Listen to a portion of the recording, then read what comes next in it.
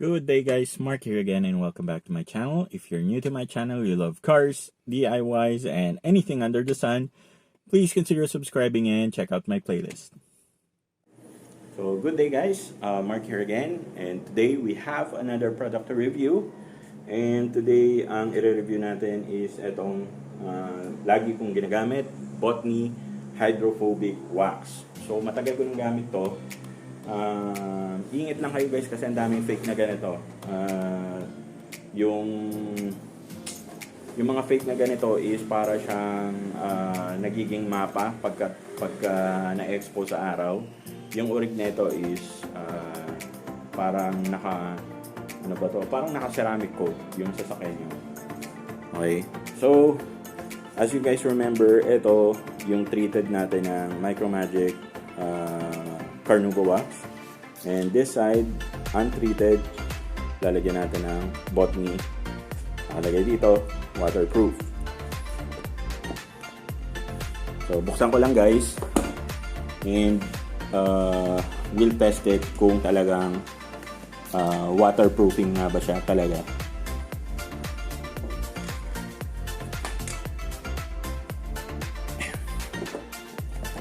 So, etong Botny guys, may mga kulay.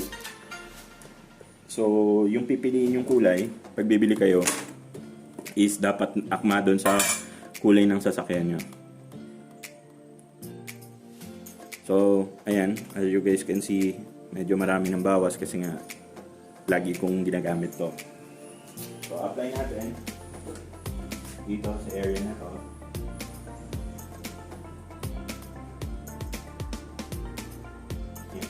So, ang pag-apply ko ng Botny is, pagka in-apply ko siya, is sinusundan ko agad siya ng basahan.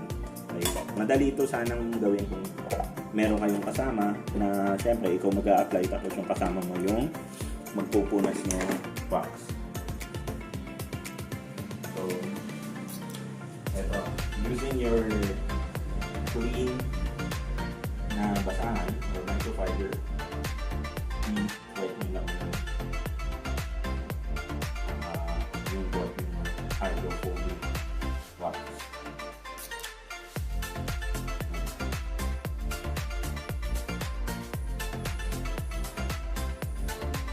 So, tingnan natin yung feel. So, honestly guys, ito, totoo. Yung feel ng Carnauba wax mas madulas kumpara dito sa Botny. Mas masarap hawakan yung sa Carnauba. Mas madulas. Now, ganun din. 2 cycles. Spray.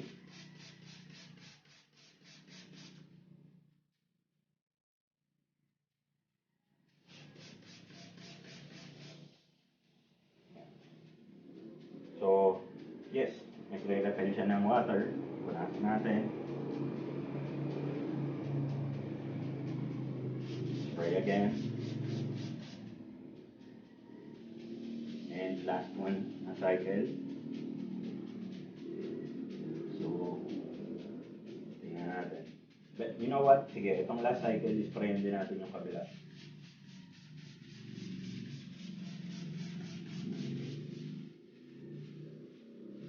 Okay. So, eto guys, tingnan nyo ha. Yung Carnauba wax, hindi agad bumaba yung tubig. Ang daming namumuo sa taas. On the other side, itong Botny, ang lilit lang yung sa taas. Ito ang lalaki. Now, yung longevity ng wax, di ba sabi parang stays shiny 45 days? Case to case basis yun guys. Kung siguro matyaga kayong magpunas araw-araw, tatagal yun, 45 days, tsaka kung hindi umuulan. Pero kung na-expose yan sa alikabok, sa mga ambon, mawawala rin yung kintab niyan at hindi tatagal ng 45 days. Okay, yung feel yung Botny, madulas, pero hindi nga kasing dulas nung dito.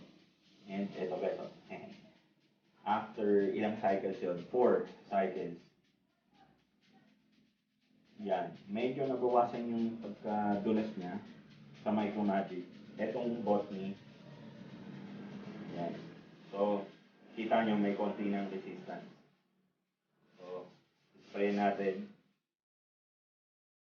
So, hindi na siya ganun ka parang nagre-repel ng ulan after ilang exposure lang sa tubig.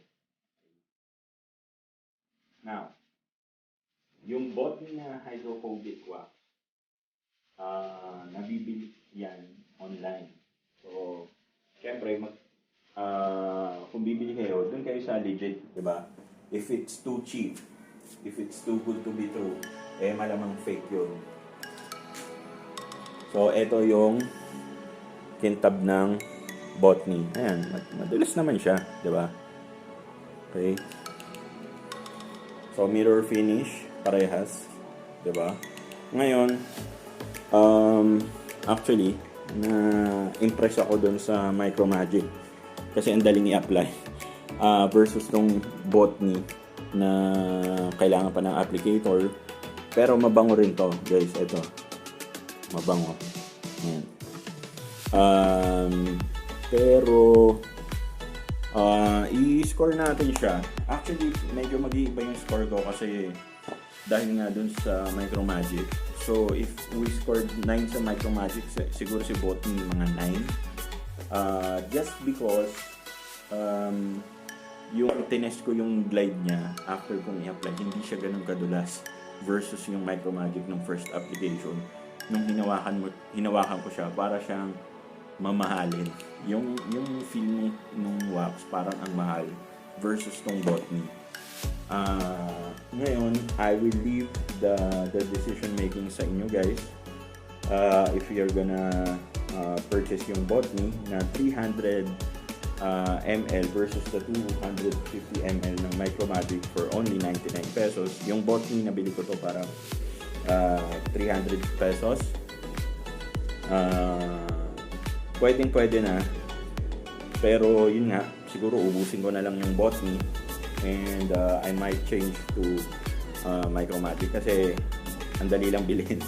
Very accessible versus yung Botny kasi online siya pina-purchase.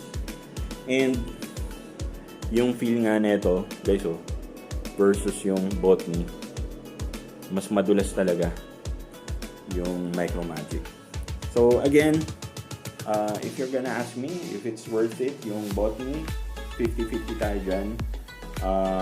If you think na okay siya based dun sa demo natin, so be it.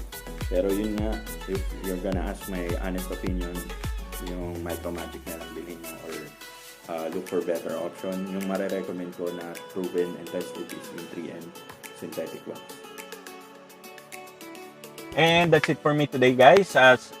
Hope you liked the video. If you did, please give this video a thumbs up. At kung hindi pa po kayo nakasubscribe, hit nyo na po yung subscribe button. Again, Mark na pala ulit. And kung kailangan nyo po ng parts and accessories ng inyong sasakyan, link po sa description section below.